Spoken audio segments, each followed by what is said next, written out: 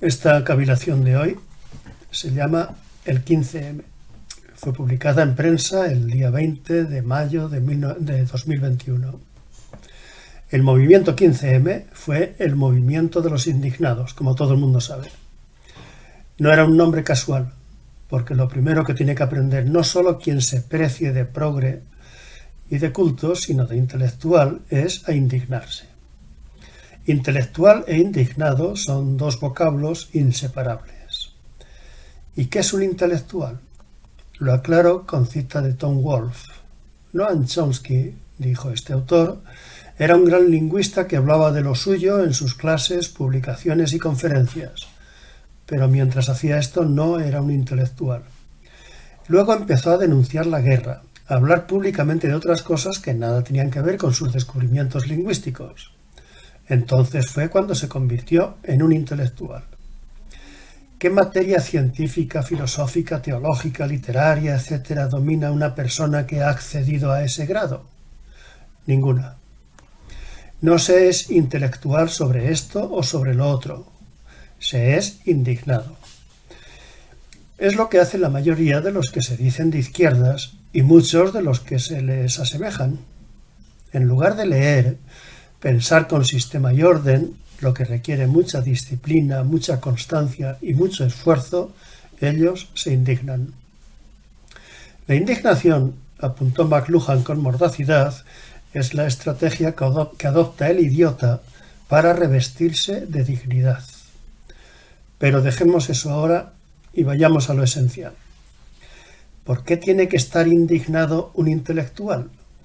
Eso importa poco.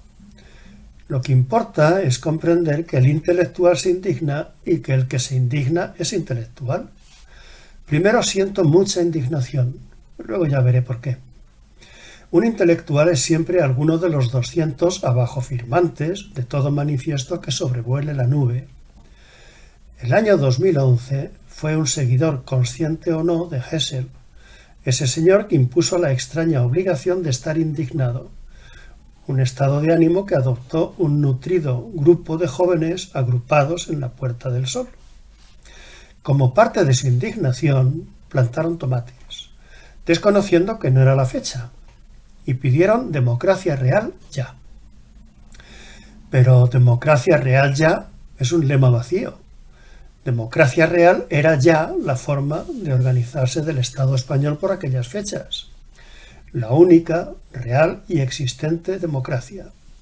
La que ellos reclamaban era confusa, utópica e ideal, y por tanto inexistente. ¿En qué habría consistido si hubieran tenido éxito?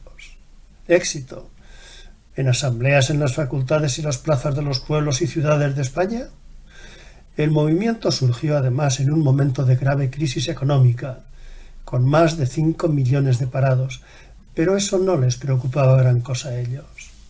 Para comprenderlo, muchos lo asociaron con otros movimientos de protesta del norte de África y Oriente Medio, pero estos eran más bien organizaciones de guerra santa o yihad, mientras que el 15M se declaraba pacifista. Pese a todo, las televisiones, periódicos y emisoras de radio les prestaron una gran atención. El movimiento no parece que fuera otra cosa que esa atención de los más media. Aunque el número de indignados no superaba el de asistentes a un partido de fútbol entre el Madrid y el Barcelona o a una corrida de toros en Las Ventas, y era desde luego muy inferior al de los peregrinos que se reunieron alrededor del Papa con motivo de la Jornada Mundial de la Juventud, que ascendió a unos 2 millones de personas aquel mismo año 2011. El Papa Benedicto XVI sí era y sigue siendo un hombre que no deja de trabajar con el intelecto, en hondas cuestiones filosóficas y teológicas, pero el Papa no es un intelectual. ¿Por qué se le dio tanta importancia por parte de los medios de comunicación de masas? No por las reclamaciones que enarbolaban, que eran muy trilladas, tampoco por la profundidad de la filosofía política que exhibieron sus próceres, porque toda la doctrina cabía en un trino de la plataforma del pájaro. Sus partícipes eran analfabetos en política y economía, pero los visitó Joseph Stiglitz, todo un premio Nobel de Economía. ¿De qué hablaría con ellos? Es evidente, de nada. No era un movimiento que tuviera que ver con la política ni con la economía, sino con la religión, con la política vista y vivida como religión, que es una de las características de nuestro tiempo, aunque hunde sus raíces en un pasado que cuenta ya con unos 20 siglos de antigüedad. Los movimientos anarquizantes y milenaristas de la Edad Media, albigenses, cátaros y otros, alardeaban justamente de desconocer las intrincadas razones de la teología y la filosofía. En su lugar manifestaban la religión de la gente sencilla, la más auténtica, según creían ellos. Eran movimientos surgidos del seno de la religión establecida, pero contribuyeron a su destrucción al desembocar en las reformas de Lutero, Calvino, los niveladores, los husitas, los uñas azules, los catarinos, los bogomilos y otros 1000 movimientos más. Hoy, cuando la semilla se ha convertido en una planta, podemos ver con casi total claridad en qué consistía el 15M. Lo mismo que las sectas milenaristas, compuestas de ignorantes teológicos, contribuyeron a la ruina de la institución social de la Iglesia, esta secta religiosa de ignorantes políticos ha contribuido al deterioro de nuestra democracia parlamentaria. Alguien dirá que ha sucedido por causa de unos oportunistas que han aprovechado esa fuerza para sus fines. Puede que tengan razón. Lo raro es que a alguien le extrañe esto.